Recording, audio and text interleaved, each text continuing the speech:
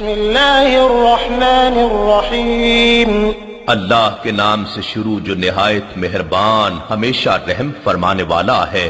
لإیلاف قریش قریش کو رغبت دلانے کے سبب سے، ایلافہم رحلة الشتاء والصیف انہیں سردیوں اور گرمیوں کے تجارتی سفر سے مانوس کر دیا۔ فَلْيَعْبُدُوا رَبَّ هَذَا الْبَيْتِ بس انہیں چاہیے کہ اس گھر خانہ کعبہ کے رب کی عبادت کریں تاکہ اس کی شکر گزاری ہو۔